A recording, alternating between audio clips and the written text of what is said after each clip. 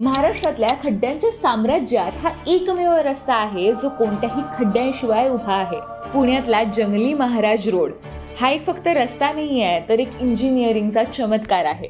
1976 साली बांधलेला हा 2.5 किलोमीटरचा रस्ता आज 50 वर्षांनंतरही खड्डे मुक्त आहे। 1972 साली महाराष्ट्रात तीव्र दुष्काळ पडला, त्यानंतर 1973 मध्ये मुसळधार पाऊस पडला आणि त्यात पुण्यातले रस्ते वाहून गेले। तेव्हा तत्कालीन नगरसेवक आणि पुणे महानगरपालिकेचे स्थायी समिती अध्यक्ष श्रीकांत शिरोळे यांनी ठरवलं की पुण्यात एक टिकाऊ रस्ता हवाच। त्यावेळी त्यांचं वय फक्त 21 वर्ष होतं, पण त्यांचं स्वप्न लांब पल्ल्याचं होतं। त्यावेळेस मुंबईचे रस्ते पुण्याच्या तुलनेने चांगले होते।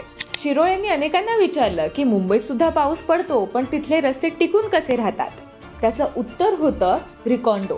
मुंबईतल्या 2 पारसी बंधूंनी चालू केलेली ही कंपनी हॉट मिक्स तंत्रज्ञान वापरायची। मग शिरोळेंनी रिकॉन्डोला पुण्यात आणलं, जंगली महाराज रस्त्याचं कंत्राट दिलं, तेही कोणत्याही टेंडर प्रक्रियेशिवाय। त्यांनी फक्त 15 लाखात 10 वर्षांची वॉरंटी दिली। 1 जानेवारी 1976 रोजी हा रस्ता वाहतुकीसाठी खुला झाला। रिकॉन्डोने उत्तम सामग्री वापरत काटेकोर नियोजन केलं। रस्त्याच्या कडेला केबल्स आणि पावसाच्या पाण्याच्या ड्रेनेजची व्यवस्था केली, जेणेकरून भविष्यात खोदकाम करावंच लागू नये। हा रस्ता अवजड वाहनांचा भारही सहन करू शकतो। परिणाम 50 वर्षात या रस्त्यात एकही खड्डा पडला नाही।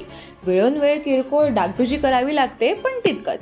आम्ही कमिशन खाल्लं नाही म्हणून हा छान रस्ता उभा राहिला, असं शिरोळे गमतीने म्हणतात। पण खरंच गंमत बघा, यानंतर रिकॉन्डोला पुण्यात एकही कॉन्ट्रॅक्ट मिळालं नाही। का? कारण त्यांचं प्रामाणिक आणि दर्जेदार काम काहींना खटकलं। आज महाराष्ट्रातलेच काय, भारतातले रस्ते पुरते खड्ड्यात गेलेले आहेत, पण जंगली महाराज रस्ता मात्र अभिमानाने उभा आहे।